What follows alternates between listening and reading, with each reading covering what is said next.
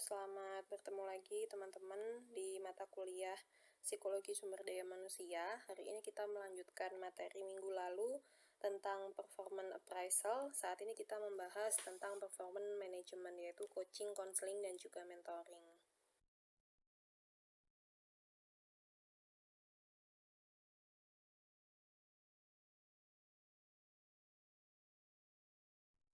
Di pertemuan minggu lalu, saya sudah menyampaikan hubungan antara performance management dan performance appraisal. Bahwasanya performance appraisal itu merupakan salah satu bagian kecil saja dari performance management, di mana appraisal itu lebih berfokus pada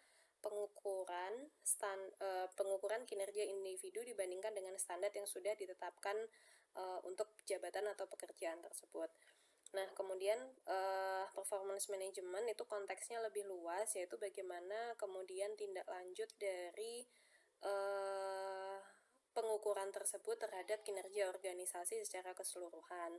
Lebih detailnya, performance appraisal itu lebih fokus pada setting work standard, jadi menetapkan standar kinerja, kemudian assessing performance, mengukur kinerja individu apakah sudah memenuhi dari standar yang ditentukan tersebut atau belum, dan providing feedback to employee to motivate, correct, and continue their performance, dan memberikan setelah mengevaluasi setelah melakukan pengukuran kinerja, kemudian memberikan feedback untuk memotivasi karyawan supaya bisa berkinerja lebih baik, atau kalau kinerjanya kurang belum mencapai target standar yang sudah ditentukan, maka kita bisa membetulkan atau correct the performance. Kemudian continue their performance, dan supaya kinerjanya kalau sudah baik tetap berlanjut baik gitu. Sedangkan kalau performance management, an integrated approach to ensuring the employee performance support and contribute to organization strategic aim. Jadi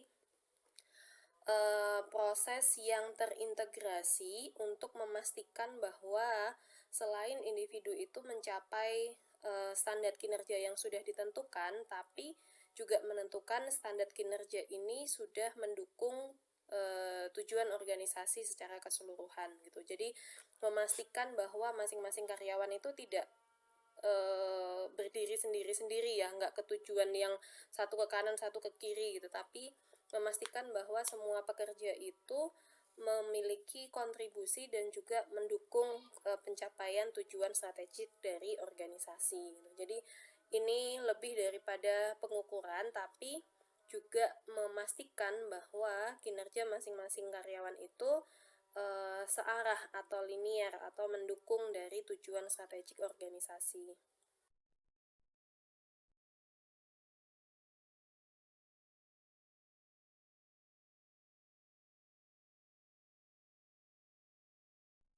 Oke, berikutnya adalah appraisal interview guideline. Interview dalam appraisal ini hanya merupakan salah satu metode dari metode appraisal yang kemarin sudah saya jelaskan.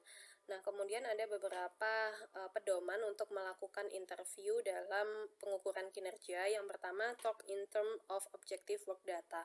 Jadi kita ngomongnya harus based on data. Kita mengatakan bahwa kinerja kamu kurang memenuhi standar atau melebihi standar itu juga berdasarkan data gitu. Jadi bukan berdasarkan penilaian yang sifatnya subjektif. Tapi kalau kita mau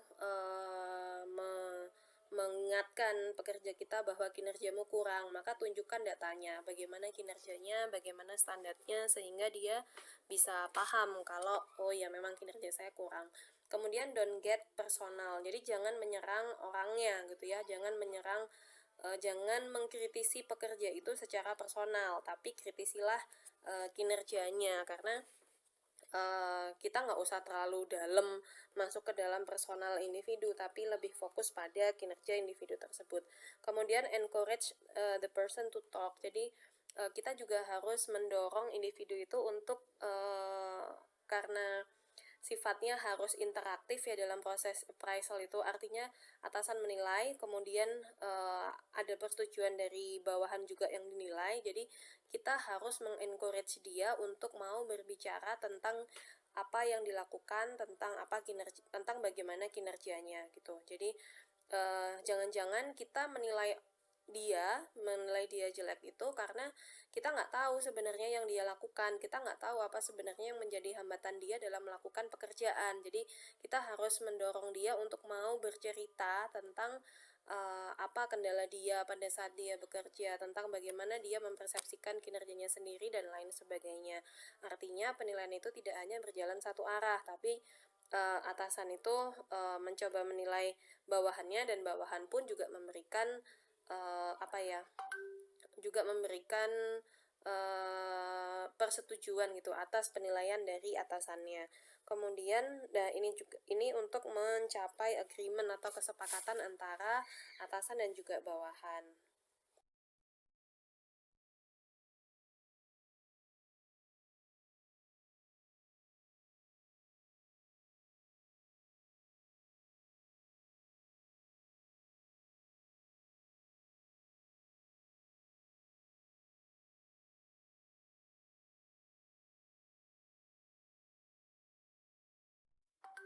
Oke, berikutnya adalah checklist yang bisa digunakan untuk menilai apakah appraisal interview yang dilakukan sudah sesuai dengan 4 prinsip yang sebelumnya dijelaskan.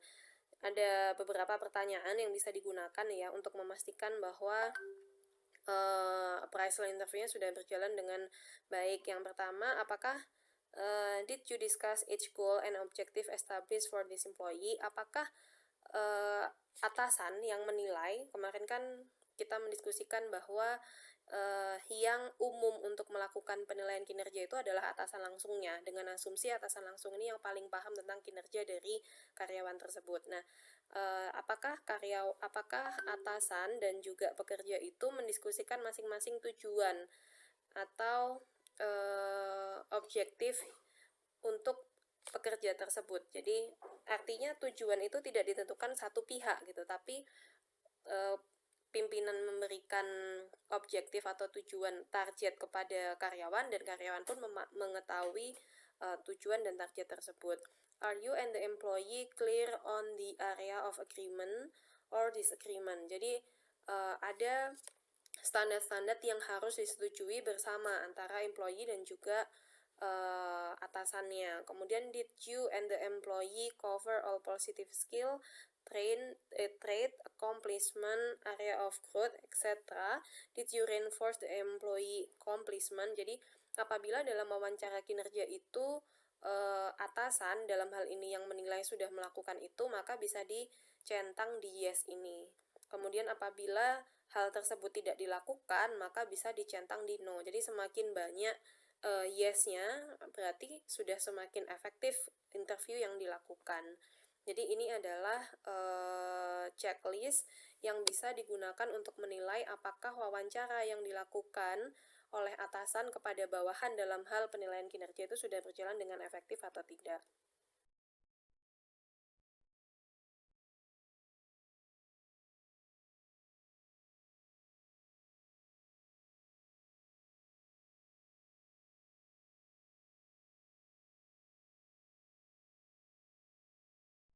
Oke, berikutnya adalah handling defensive response. Biasanya apabila kita melakukan interview kinerja gitu ya, ada pihak-pihak yang merasa tidak setuju dengan penilaian yang kita lakukan. Kita itu artinya kita sebagai supervisor yang menilai bawahan kita.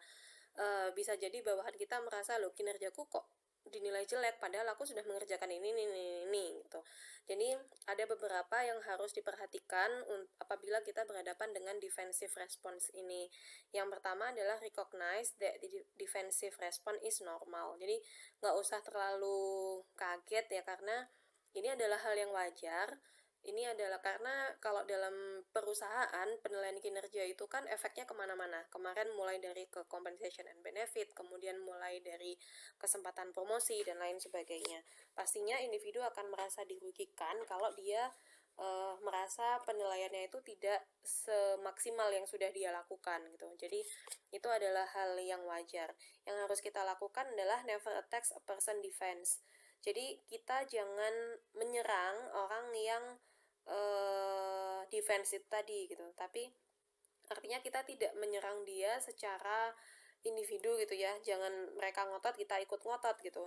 Jadi kita lebih berfokus pada bagaimana mengklirkan standar yang sudah ditetapkan dengan kinerja dia yang sudah dilakukan gitu. Tadi kan pedomannya adalah kita harus berfokus pada standar kerja. Jadi kita tunjukkan standar kerjanya kepada mereka, kemudian kita tunjukkan kinerja mereka juga seperti apa hasilnya. Jadi di situ akan terlihat gaps-nya, sehingga kita menyajikannya itu berdasarkan data gitu, bukan berdasarkan penilaian subjektif. Dan kemudian yang ketiga adalah postpone action. Jadi kalau misalkan kita mau melakukan katakanlah demosi, atau misalkan kita mau melakukan coaching, atau kita mau melakukan mentoring, nah pada saat dia masih defense itu tidak bisa dilakukan. Jadi dia harus menerima hal tersebut terlebih dahulu, baru kemudian kita melakukan aksi tindak lanjut. Jadi apabila dia masih menunjukkan defensive response, sebaiknya kita menunda dulu aksi lanjutan atau follow up dari penilaian kinerja kita. Kemudian yang keempat adalah recognize your own limitation gitu. Jadi kita tidak harus bisa memahamkan semua karyawan gitu ya. Apabila memang sudah dilakukan sudah objektif penilaiannya, kemudian sudah berdasarkan data, sudah nggak take it personally, tapi ternyata dia masih defense, ya biarkan aja gitu, karena bagaimanapun yang akan diperhatikan oleh perusahaan adalah penilaian dari atasan gitu ya, dan pastinya atasan ini juga memberikan penilaian berdasarkan bukti.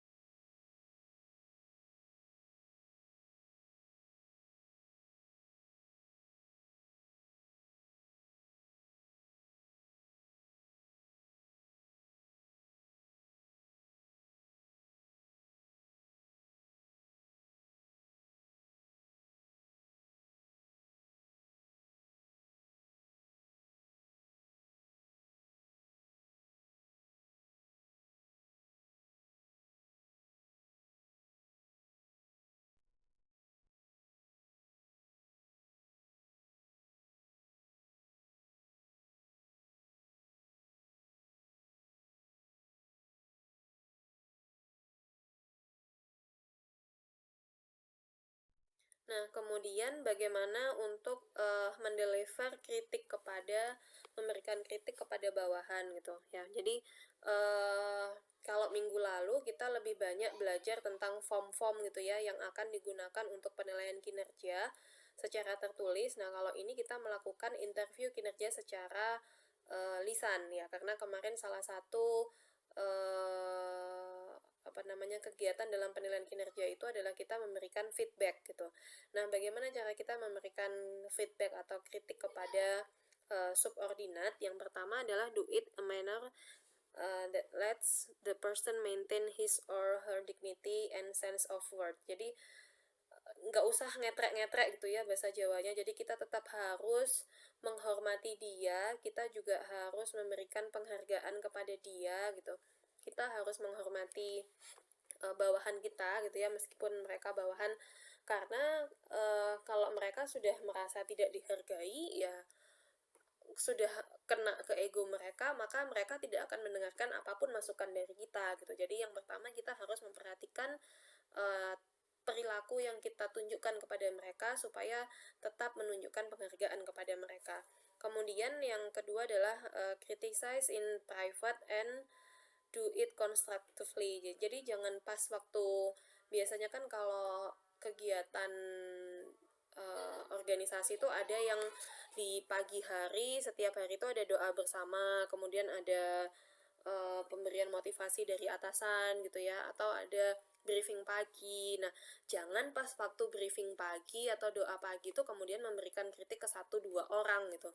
Do it personally gitu. Jadi lakukan itu secara private, tidak di ruang publik. Jadi bisa misalkan si A, si B yang dirasa kinerjanya kurang itu kita panggil ke ruangan kita, kemudian kita berikan masukan dari pekerjaan yang sudah dia lakukan, kurangnya di mana gitu, dan lakukan itu secara konstruktif. Sekali lagi perlu diingat bahwa tujuan dari interview kita adalah untuk meningkatkan kinerja dia. Jadi bukan menjatuhkan orang ini gitu, tapi kita harus berfokus pada pekerjaan yang menjadi standar kinerjanya dia. Kemudian give daily feedback so that the review has no surprise. Jadi sebisa mungkin kita melakukan itu secara rutin, jadi nggak tiba-tiba loh kok saya dipanggil ya, nggak seperti itu, tapi kita juga mengawasi pekerjaan mereka setiap hari.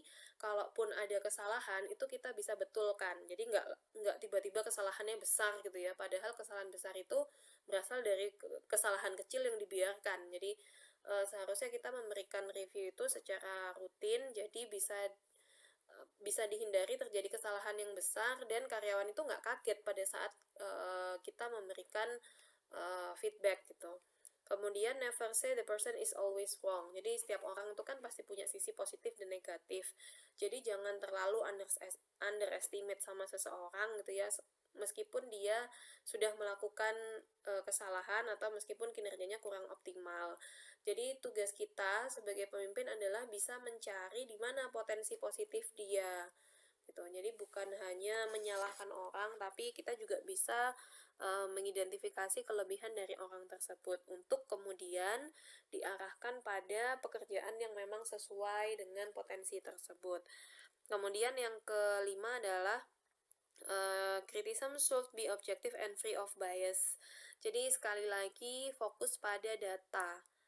Jadi berfokus pada fakta gitu ya, bukan asumsi gitu, bukan kok kinerjamu tuh jelek sih gitu. Misalkan jeleknya itu seperti apa gitu, lebih baik ditunjukkan datanya. Misalkan ini penilaian dari customer, kamu mendapatkan skor 3 untuk layanan yang kamu berikan, ini kira-kira kenapa ya gitu. Jadi fokusnya itu pada data objektif, bukan penilaian secara personal.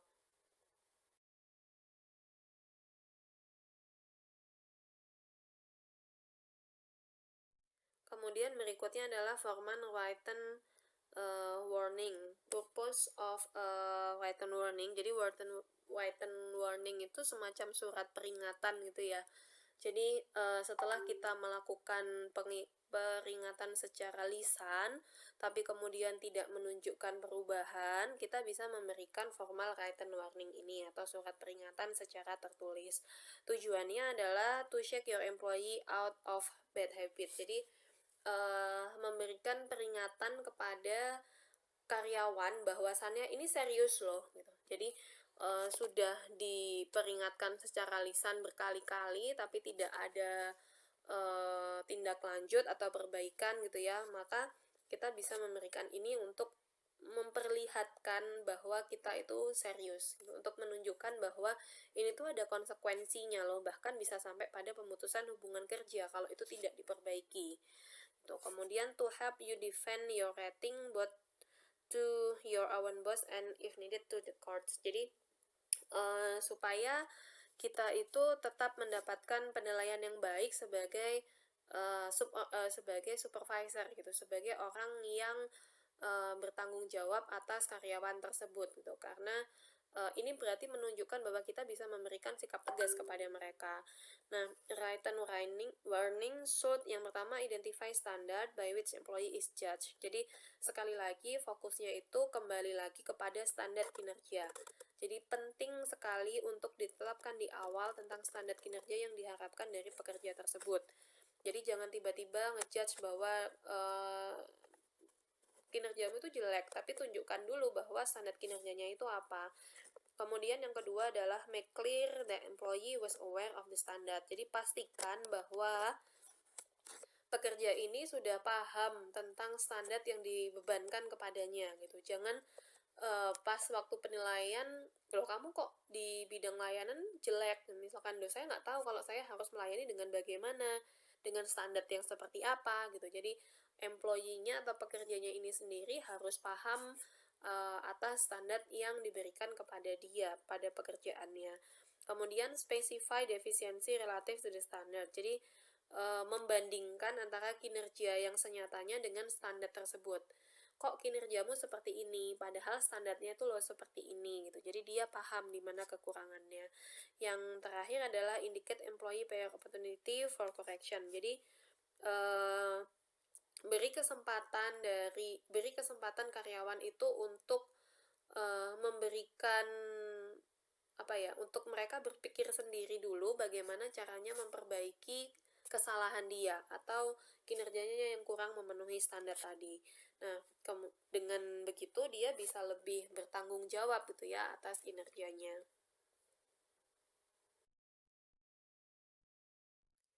Nah, seperti yang sudah dijelaskan pada slide sebelumnya, performance management itu berbeda dengan performance appraisal. Performance management adalah is the continuous process of identifying, measuring, developing the performance of individuals and team and aligning their performance with the organization's goal. Jadi performance management kalau kemarin mungkin di materi performance appraisal itu bisa dilakukan bisa setahun sekali, bisa setahun 2 kali gitu ya, bisa setahun 3 kali, misalkan uh, bisa setahun 4 kali trimesteran gitu misalnya. Tapi yang namanya performance management itu adalah yang proses yang continuous gitu ya, proses yang terus menerus gitu, berlangsung terus menerus, karena prosesnya itu saling berkaitan gitu ya. Jadi tidak hanya menilai terus selesai titik itu enggak, tapi prosesnya itu berkesinambungan dan terus berjalan gitu. Adalah proses yang continue untuk mengidentifikasi, kemudian menilai dan juga developing performance individual and team, dan juga proses pengembangannya. Jadi kalau kemarin di appraisal itu hanya proses pengukurannya, tapi kalau performance management itu selain mengukur juga memikirkan bagaimana cara pengembangannya. Yang salah satu pengembangannya adalah dengan menggunakan coaching dan juga mentoring. Dan kemudian bagaimana performance appraisal ini mensinergikan antara kinerja individu dengan kinerja organisasi secara keseluruhan. Bagaimana mensinergikan apa yang dikerjakan individu dengan pencapaian tujuan organisasi gitu. Jadi kalau di slide sebelumnya sudah dijelaskan, tujuannya adalah untuk memastikan bahwa semua orang itu memiliki kontribusi pada pemenuhan tujuan strategik organisasi. Jadi nggak bergerak sendiri-sendiri. How performance management differs from performance appraisal. Nah, performance management dan performance appraisal dibedakan dalam hal yang pertama, continuous process for continuous improvement. Jadi tadi kalau penilaian kinerja itu hanya dilakukan pada waktu-waktu tertentu, tapi kalau performance management itu dilakukan secara kontinu atau berkelanjutan. Continuous improvement, ada upaya yang berkelanjutan untuk mengembangkan kinerja karyawan. Kemudian yang kedua adalah strong linkage of individual and team's goal to strategic goal. Jadi sekali lagi dalam performance management itu kita mensinergikan antara tujuan individu dengan tujuan organisasi, dengan tujuan kelompok, dan juga mensinergikan aktivitas yang sudah dilakukan oleh individu ke tujuan kelompok dan juga tujuan organisasi gitu ya. Jadi intinya adalah memastikan bahwa semua orang itu bergerak di rel yang sama untuk mencapai tujuan organisasi. Kemudian yang terakhir adalah constant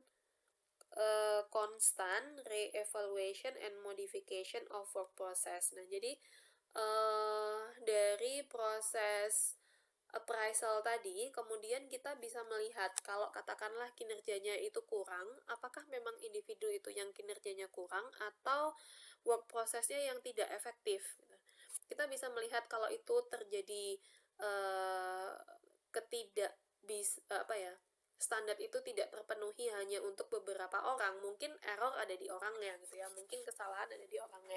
Tapi kalau dalam satu bagian ternyata semua orang itu kinerjanya tidak baik, bisa jadi yang salah adalah work prosesnya. Dan dari sini kita bisa melakukan modifikasi terhadap work process itu supaya lebih optimal, supaya bisa mencapai target kerja yang sudah ditentukan tadi.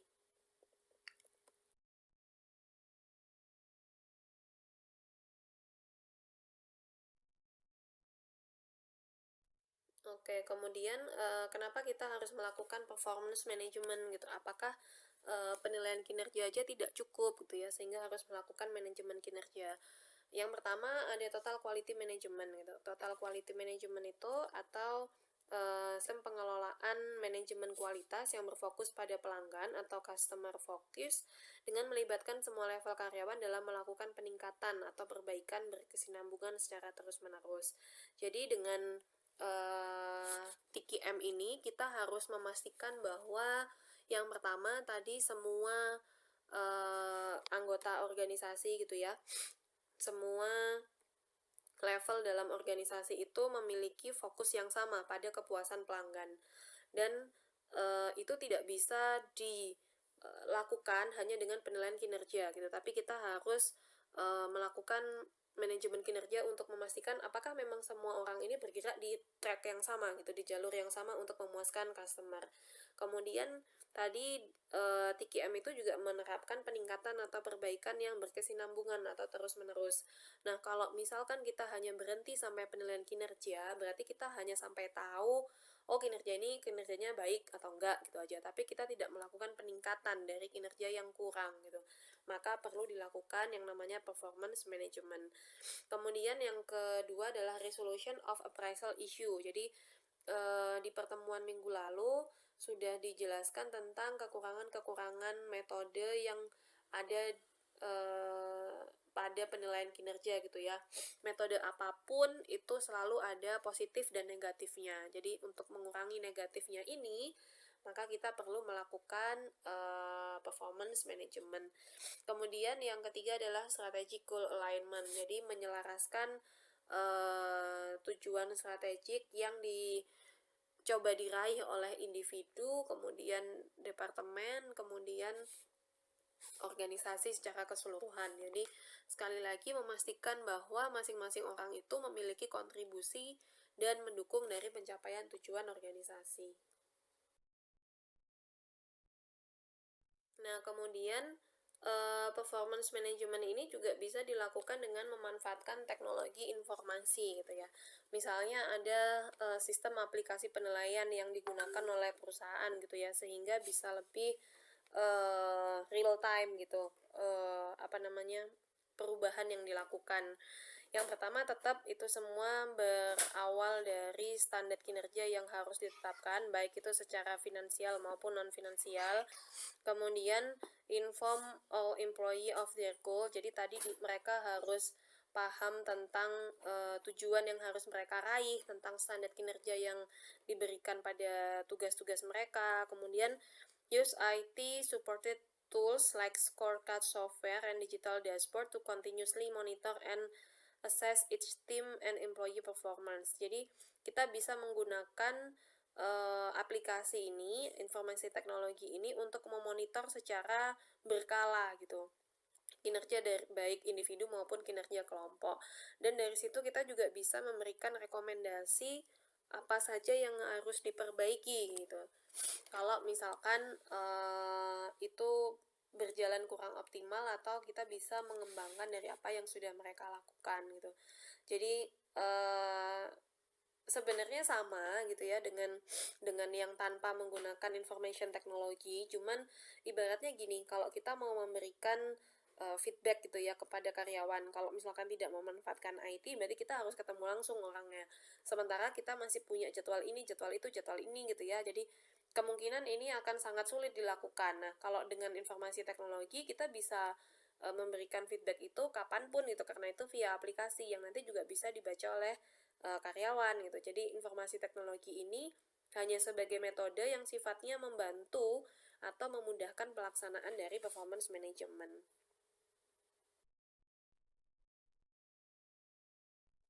Nah, misalkan seperti ini ya, untuk yang menggunakan teknologi informasi. Di atas itu ada identitas dari jabatannya, kemudian tujuan-tujuannya itu apa, ada my peer group goals, ada my goals, ada my team goals. Kemudian selain mencapai tujuan, personal development yang ditetapkan apa.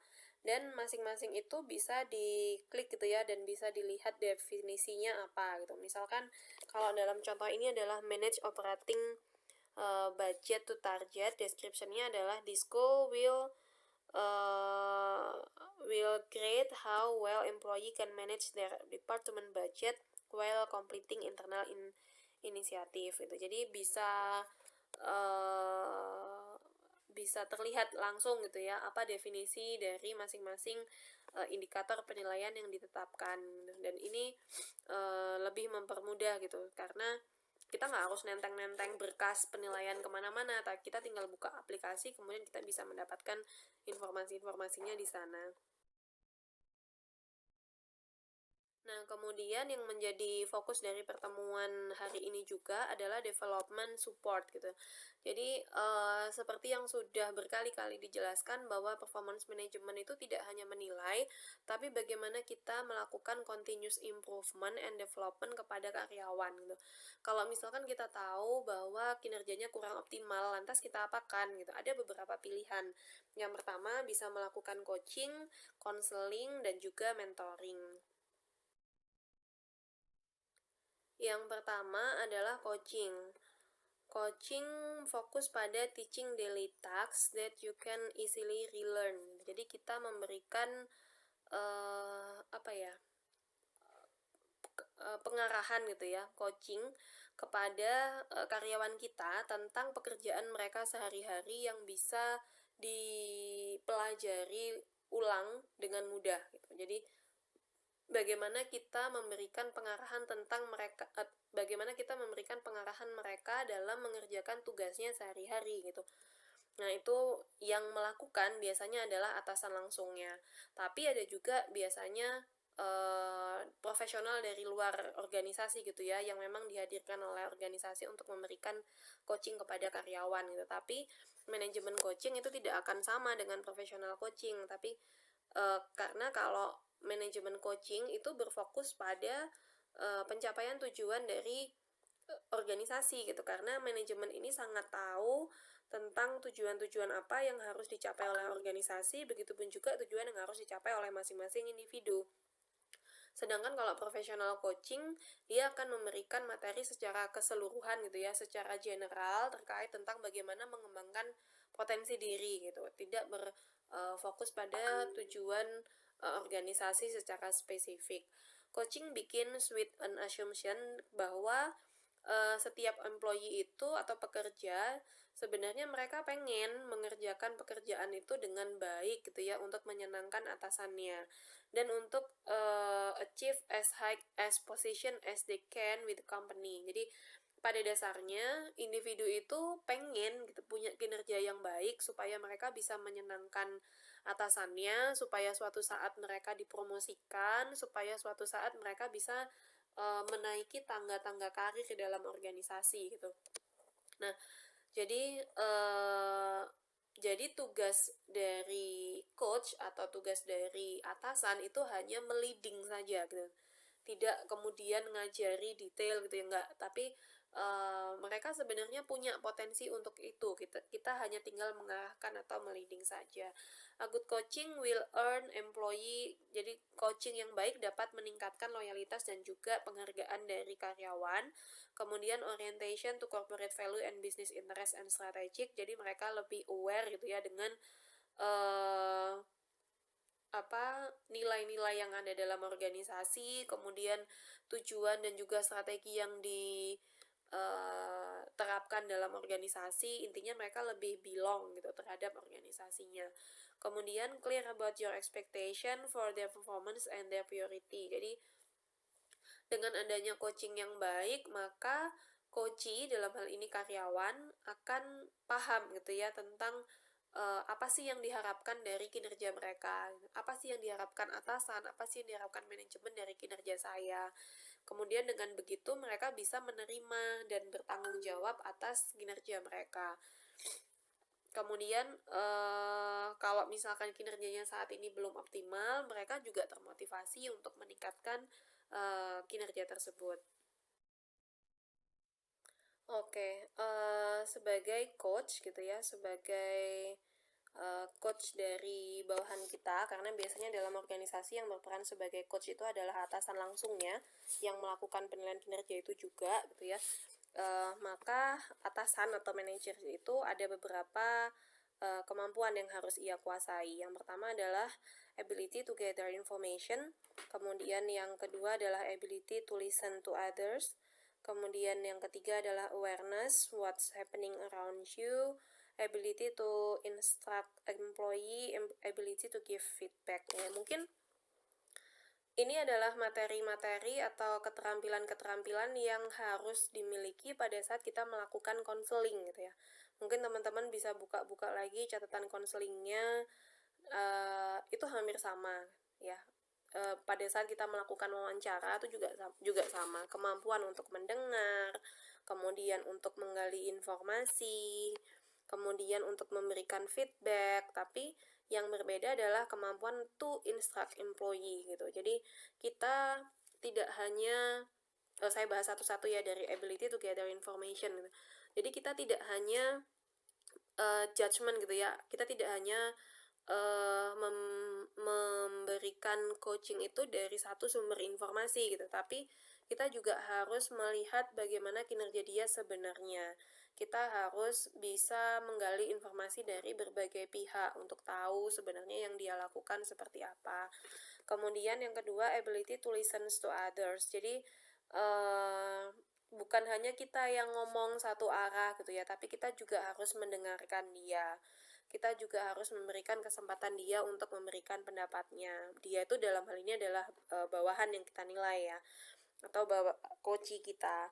Kemudian awareness what's happening around you. Jadi apa sih yang sedang terjadi di lingkungan sekitar kita gitu. Jadi kita jangan jadi atasan yang taunya itu cuma di atas kertas gitu ya, tapi nggak tahu kenyataannya di lapangan bawahan kita itu kerjanya gimana gitu. Tapi kita juga harus tahu apa yang mereka alami dalam bekerja. Kemudian ini yang berbeda tadi dengan konseling dan juga wawancara, ability to instruct employee. Jadi kita harus bisa menempatkan kapan kita mendengar, kapan kita tegas memberikan perintah gitu ya.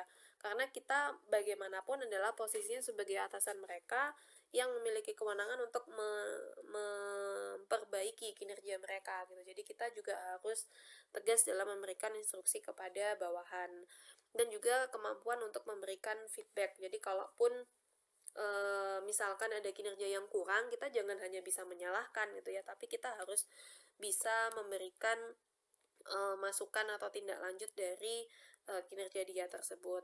Kemudian duties of coach itu ada beberapa hal yang harus dilakukan oleh seorang coach ya. Yang pertama, menjadi role model. Jadi supaya bawahan kita itu tahu yang namanya kinerja yang diharapkan itu yang seperti apa gitu. Orang yang high performance itu yang seperti apa. Kemudian hiring the best employee. Jadi kita harus memastikan bahwa karyawan yang kita hire itu memang orang yang tepat gitu ya, emang orang yang sesuai dengan spesifikasi yang sudah ditentukan. Kemudian creating a work culture in which employee have reason to be motivated. Jadi kita juga membentuk budaya kinerja yang baik gitu ya. Jadi jangan, ya itu tadi salah satunya terkait dengan kita sebagai role model gitu. Kalau kita role modelnya aja udah misalkan masuknya nggak disiplin gitu ya, artinya kita membudayakan ketidakdisiplinan dalam lingkungan kerja kita. Kemudian clarifying expectation, jadi kita memberikan target kerja atau standar kerja yang clear gitu ya, yang jelas seperti apa yang dimau. Kemudian providing regular feedback, jadi kita memberikan feedback dari pekerjaan yang sudah mereka lakukan. Applying performance evaluation process not only as measurement tool tied to race but also development aid. Jadi memberikan evaluasi kinerja itu bukan hanya karena ini memang karena bagian dari manajemen gitu ya, kita harus melakukan performance appraisal. Tidak hanya seperti itu, tapi memang kesadaran untuk melakukan pengembangan dari karyawan gitu. Walaupun nggak musim penilaian kinerja, saya tetap memberikan feedback kepada mereka karena memang saya pengen mereka lebih baik, misalkan seperti itu. Jadi adanya kesadaran untuk mengembangkan. Kemudian providing the training and resource employee need to improve their performance. Jadi kita sebagai atasan setelah menilai, kita juga harus mengevaluasi intervensi atau tindakan apa yang harus kita lakukan untuk memperbaiki kinerjanya gitu. Apakah memang karyawan ini motivasinya kurang sehingga dia bekerjanya kurang optimal, atau memang mereka nggak bisa gitu. Kalau mereka nggak bisa ya kita harus memberikan pelatihan untuk mereka. Kemudian pricing some more to reinforce positive performance. Jadi kita memberikan penghargaan gitu ya kepada mereka untuk menjadi positive reinforcement untuk mereka sehingga kinerjanya bisa terus meningkat.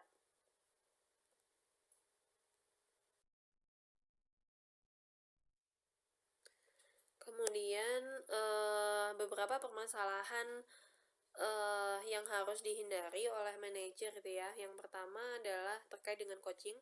Yang pertama adalah hiring the wrong people. Jadi kemarin di materi rekrutmen dan seleksi itu sudah saya sampaikan bahwasannya proses rekrutmen seleksi itu adalah proses yang penting. Ya, karena dari situ kita akan salah masuk orang itu akibatnya panjang gitu. Kita juga punya kontrak kerjasama kan dengan karyawan, jadi nggak bisa seenaknya ternyata orang ini salah masuk deh, harusnya dia nggak masuk karena nggak memenuhi kualifikasi, tapi mungkin pada saat itu ada kesalahan seleksi jadi dia masuk, nggak bisa seperti itu gitu.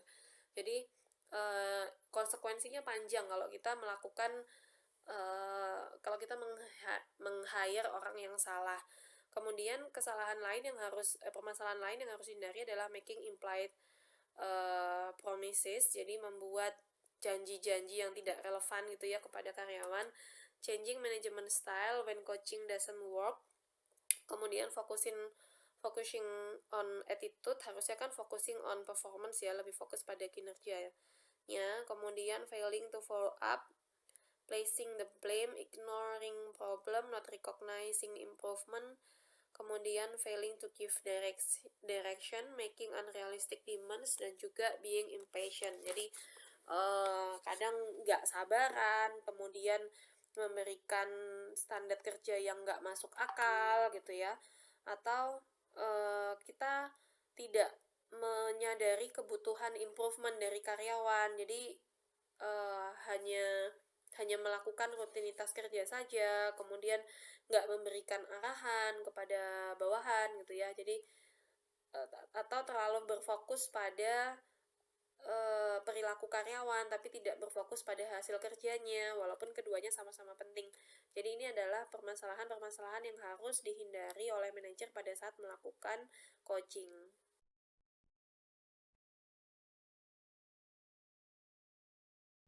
Oke, berikutnya setelah kita melakukan coaching gitu ya, tapi ternyata coaching yang kita lakukan juga tidak efektif untuk meningkatkan kinerja dari karyawan kita yang dirasa kurang kinerjanya. Lantas apa yang harus kita lakukan? Nah, kita bisa melakukan yang namanya konseling gitu ya. Kenapa kita harus melakukan konseling? Yang pertama adalah lost productivity gitu, karena adanya karyawan yang dalam tanda kutip kinerjanya kurang atau bermasalah tadi, itu pasti akan berpengaruh pada menurunnya kinerja dari organisasi secara keseluruhan. Kemudian yang kedua adalah lost business. Karena orang-orang yang bermasalah ini, dalam tanda kutip orang yang kinerjanya kurang tadi, mereka tidak akan menangani customer itu dengan baik gitu ya, sehingga itu juga akan membawa dampak negatif pada image perusahaan kita atau image organisasi kita, yang secara tidak langsung akan berpengaruh pada bisnis kita gitu, akan kerugian bisnis kita. Kemudian yang ketiga adalah lost time, akan kehilangan waktu gitu, karena orang-orang yang bermasalah ini banyak menghabiskan waktu dari manajer untuk dalam artian memperbaiki mereka gitu. Jadi yang seharusnya manajer ini bisa fokus pada pekerjaan mereka sendiri, tapi harus fokus pada bagaimana memperbaiki kinerja karyawan yang bermasalah tadi. Dan bisa jadi lost talent gitu, atau kita kehilangan orang-orang terbaik dari pekerja kita gitu, karena kalau mereka kehilangan nggak lagi respect ke kita gitu ya, atau merasa bahwa penilaian yang kita lakukan itu tidak fair, maka mereka akan mulai terpikir untuk mencari perusahaan lain yang bisa men-treat mereka, memperlakukan mereka dengan lebih baik gitu, sehingga dan itu kerugian bagi organisasi apabila kita kehilangan talenta-talenta terbaik. Kemudian yang terakhir adalah loss of self esteem, yaitu self esteem dari manajer itu sendiri yang melakukan coaching gitu ya. Kalau misalkan tidak berhasil, kemudian kita merasa e, marah gitu ya, atau frustasi dengan satu orang yang bermasalah ini, kita bisa jadi berpengaruh pada self esteem kita sendiri, atau berpengaruh pada bagaimana penilaian orang lain atas diri kita gitu. Maka untuk mengatasi permasalahan tersebut, kita harus melakukan konseling gitu. Kalau dirasa coaching itu sudah tidak lagi efektif gitu ya, atau coaching aja nggak bisa untuk menyelesaikan suatu permasalahan, maka kita harus melakukan konseling. Konseling adalah non-punitive disciplinary process, adalah proses yang tidak menghukum gitu ya. The most important step of which is one-on-one meeting with the problem employee, in which your purpose is to get employee to acknowledge the differences between actual performance and expected performance. Jadi prinsipnya ini adalah proses pendisiplinan gitu ya, yang tidak menghukum gitu, sifatnya partisipatif dari karyawan dan juga atasannya, yang itu dilakukan one on one meeting. Jadi ada pertemuan langsung gitu ya, satu-satu antara atasan dan juga bawahannya. Kemudian untuk untuk memberikan pengetahuan lebih kepada employee tentang adanya kesenjangan pekerja atau kesenjangan kinerja antara yang sudah dia lakukan dengan expected performance dari organisasi gitu. Tujuannya adalah kita memberikan supaya mereka paham gitu ya, bahwa target dari organisasi itu seperti ini loh, sehingga yang ditargetkan dari kinerjamu itu seperti ini loh. Nah, sedangkan yang senyatanya kinerjamu itu adalah seperti ini, maka kamu harus tahu bahwa kinerjamu itu masih kurang dari yang diharapkan gitu. Jadi kita memberikan informasi kepada karyawan akan adanya kesenjangan kinerja tadi dari yang senyatanya dan yang diharapkan. Kemudian identify the source of problem. Kemudian tidak hanya menyalahkan gitu ya, tapi kita juga mengidentifikasi sebenarnya kamu ada apa kendalamu dalam menyelesaikan pekerjaan ini, apa kendalamu dalam memenuhi target tersebut. Kemudian berikutnya adalah develop action plan to bring performance up to minimum expectation if not higher gitu. Jadi berikutnya adalah membentuk action plan untuk mengurangi kesenjangan ini. Oh, kalau kamu tahu ternyata kinerjamu tuh kurang karena kamu tidak memiliki pengetahuan tentang ini misalnya, lantas apa yang harus kita lakukan gitu, apa yang bisa dilakukan oleh manajemen untuk mendukungmu memperbaiki kinerja gitu. Jadi setelah yang pertama mengidentifikasi masalah gitu ya, membuat mereka aware bahwasannya kinerja mereka itu masih kurang dibandingkan dengan yang diharapkan. Kemudian kita mengidentifikasi permasalahannya apa, dan juga yang ketiga membuat action plan untuk mengatasi permasalahan tersebut.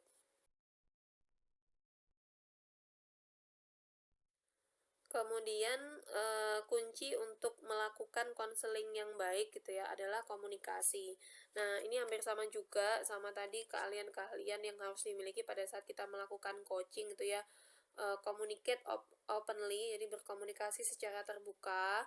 Jadi kita harus mengencourage mereka untuk memberikan informasi, kemudian directly and honestly, bicara dengan jujur dan bicara secara langsung. Kemudian practice active listening, jadi jangan kita sebagai atasan yang nerocos saja ngomong aja, tapi kita juga harus gather information dari dia. kita juga harus menanyakan tentang kondisi dia bagaimana. Jadi komunikasi itu tidak hanya berjalan satu arah gitu.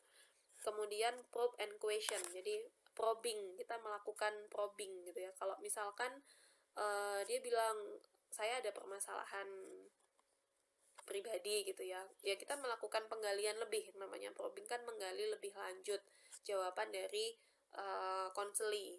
Jadi kita menanyakan lagi permasalahannya apa, apakah boleh diketahui oleh organisasi, apakah bisa di-share supaya kita bisa mencarikan jalan keluar. Jadi kita melakukan menanyakan probing and questioning, melakukan penggalian lebih dalam dan juga menanyakan lebih lanjut tentang permasalahan yang dihadapi oleh konseli, dalam hal ini bawahan kita. Kemudian ada beberapa tipe dari konseling. Yang pertama adalah disciplinary atau misconduct case. Kemudian peers on cross functional teams, marginal performance, violation of the rules, and attitude problem. Ini hanya tipe-tipe konseling saja ya, saya tidak terlalu fokus di situ. Saya lebih menjelaskan tentang skill-skill yang harus dilakukan pada saat kita akan melakukan konseling. Oke, berikutnya adalah 5 objective of counseling problem performers. Jadi apa sih tujuan konseling pada karyawan-karyawan yang bermasalah ini? Ada beberapa tujuan gitu ya, ada 5 tujuan. Yang pertama adalah menyadarkan mereka bahwa kinerja mereka itu kurang dari yang diharapkan oleh organisasi gitu ya. Tentunya tadi dengan tetap memberikan penghargaan, respect kepada mereka sehingga mereka tidak merasa terpojokkan gitu ya. Intinya adalah mereka tahu apa yang diharapkan oleh organisasi dan bagaimana kinerja mereka saat ini, dan mereka sadar bahwa oh ya, kinerjaku kurang, bahwasannya mereka butuh suatu perubahan gitu supaya mereka butuh meningkatkan kinerja mereka untuk mencapai standar dari organisasi. Kemudian yang kedua adalah mengidentifikasi penyebab masalahnya. Jadi apa sih yang menyebabkan karyawan itu tidak mencapai standar kerja yang sudah ditentukan. Yang ketiga adalah membuat action plan ya, menyetujui tindak lanjut yang akan diambil karyawan untuk meningkatkan kinerjanya. Lantas kalau sudah tahu masalahnya ini, kemudian penyebabnya ini, apa yang akan dilakukan ke depannya gitu. Bagaimana perubahan itu harus dilakukan, bagaimana peningkatan itu harus dilakukan. Dan sekali lagi mungkin teman-teman juga sudah dapat ya materi tentang konseling. Konseling ini fokus pada klien gitu, fokus pada konseli, bukan fokus pada konselor. Sekali lagi kita atasannya itu hanya sebagai mengarahkan saja atau leading saja, tapi biarkan mereka untuk mencari solusi dari permasalahannya sendiri gitu ya. Biarkan mereka berpikir dulu gitu, biarkan mereka menganalisa permasalahannya sendiri dulu, biarkan mereka merancang rencana tindak lanjut dari perbaikan yang akan mereka lakukan gitu. Kemudian tindak lanjuti secara teratur dengan karyawan tersebut untuk memastikan bahwa ia telah mencapai tujuan yang sudah ditetapkan gitu. Jadi tadi fungsi dari konselor itu hanya sebagai katalisator gitu ya, untuk dia melakukan solusi dari menyelesaikan permasalahannya. Jadi kita hanya memastikan bahwa rencana-rencana action plan yang sudah dia susun itu memang sudah dia lakukan gitu, dan kemudian menilai efektivitasnya. Dan yang terakhir adalah mengakui prestasi karyawan sebagai positive reinforcement. Jadi di pertemuan awal PSDM kalau nggak salah saya sudah menyampaikan bahwa yang kita pelajari itu hampir sama dengan yang dipelajari oleh teman-teman ekonomi sumber daya manusia gitu ya, pengelolaan sumber daya manusia. Nah, tapi ada beberapa hal di mana kita itu lebih optimal gitu dibandingkan dengan mereka. Misalkan terkait dengan coaching, konseling, dan juga mentoring ini gitu. Karena kita belajar lebih banyak tentang manusia. Karena kita belajar lebih banyak tentang bagaimana individu itu berperilaku gitu ya, sehingga kita bisa menerapkan prinsip-prinsip belajar, reward, punishment ke dalam proses-proses tadi, baik coaching, konseling maupun mentoring. Kemudian hambatan-hambatan dalam melakukan konseling ada beberapa hal. Yang pertama, acceptance of poor performance. Biasanya individu tidak mau menerima gitu ya akan kalau kinerjanya dibilang jelek. Kemudian failure to get the message through, biasanya tidak tersampaikan dengan baik pesannya. Disagreement about existence of problem. Jadi atasan itu merasa kinerjamu itu bermasalah gitu, tapi karyawan itu sendiri tidak merasa bahwa kinerjanya bermasalah gitu. Kemudian ketidaksetujuan juga atas standar yang ditetapkan. Nah, makanya ini sekali lagi pentingnya penetapan standar pada job desk itu supaya pada saat terjadi disagreement seperti ini kita bisa merujuk pada sumber job desk-nya gitu loh. Di job desk-nya tertulisnya seperti ini gitu. Kemudian employee disabilities atau ketidakmampuan dari pekerja, emotion trap, kadang terjebak pada emosi ya, jadi proses konselingnya sudah tidak konstruktif, emosional, sehingga tidak fokus pada penyelesaian masalah.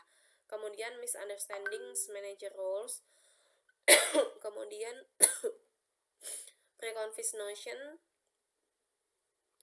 poor counseling preparation, tidak adanya persiapan yang matang gitu ya sebelum pelaksanaan konseling, failure to consult human resource, kita gagal dalam melakukan konseling kepada pekerja, dan interviewing trap, jadi adanya jebakan atau interview yang tidak efektif pada saat kita melakukan konseling. Oke, berikutnya adalah mentoring. Nah, mentoring ini berarti kita memberikan, ya sebenarnya hampir sama ya antara coaching, konseling, dan juga mentoring itu hampir sama. Hanya kalau mentoring ini fokusnya pada long term atau jangka panjang. Dalam hal ini adalah long term career development atau pengembangan karir dalam jangka panjang gitu ya, yang dilakukan oleh orang yang lebih senior ya. Mentoring means having experienced senior people advising, memberikan nasihat, kemudian memberikan konseling, dan juga memberikan arahan kepada karyawan untuk merencanakan pengembangan karirnya dalam jangka panjang. Kemudian tadi ya bedanya, kalau mentoring itu fokusnya pada jangka panjang, kalau coaching tadi untuk menyelesaikan tugasnya saat ini saja gitu, untuk dia bisa menyelesaikan pekerjaannya saat ini sesuai dengan standar, untuk mengajari lagi bagaimana cara karyawan itu mengerjakan pekerjaannya. Sedangkan kalau mentoring ini fokusnya pada pengembangan karir. Kemudian the purpose of managerial mentor is to be, mentor itu bisa berfungsi sebagai role model, broker, advocate, dan juga career counselor. Jadi kalau mentoring itu kita ngomongnya mentor dan mentee. Mentor itu adalah orang yang melakukan mentoring, mentee itu adalah orang yang di-mentor. Kalau konseling itu konselor dan konseli, kalau coach itu coach dan coachee gitu ya. Nah, apa yang diharapkan dari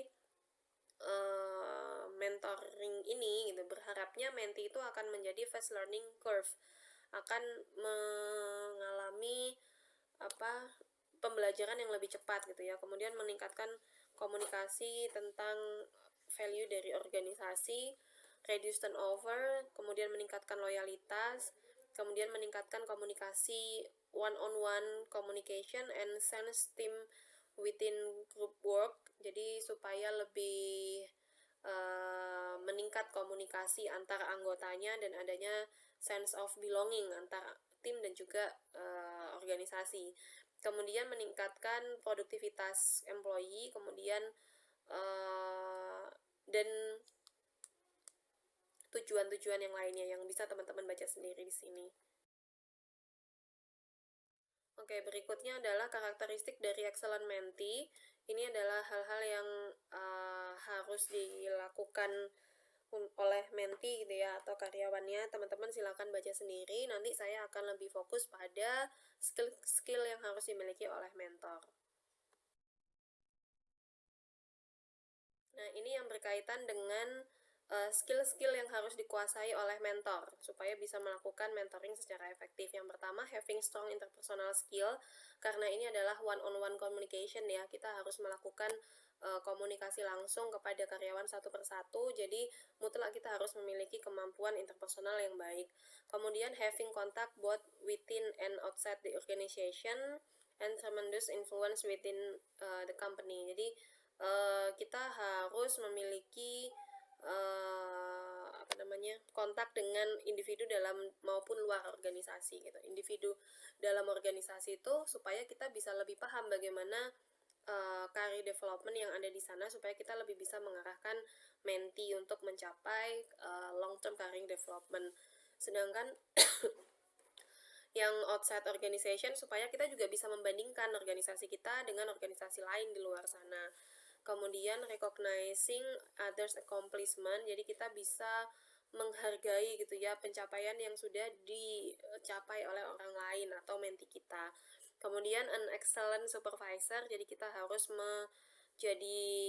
mensupervise dengan baik. Kemudian mastery of his field, jadi kita harus expert dalam bidang kita sendiri untuk bisa memberikan pengarahan atau mentoring kepada karyawan-karyawan kita. Kemudian accept the risk that comes with mentoring, jadi kita juga harus menerima resiko-resiko pada saat kita melakukan mentoring gitu. Artinya kita harus meluangkan waktu lebih, artinya kita harus meluangkan perhatian lebih banyak kepada mentee kita dan lain sebagainya. Kemudian willing to be available to help another advance in organization, jadi kita harus memberikan kesediaan gitu ya untuk membantu orang lain dalam organisasi. Nah, kemudian the present challenge, sudah ada e-mentoring yang memanfaatkan teknologi informasi juga untuk proses proses mentoring gitu ya, sehingga proses mentoring ini bisa berjalan dengan lebih efektif dan efisien.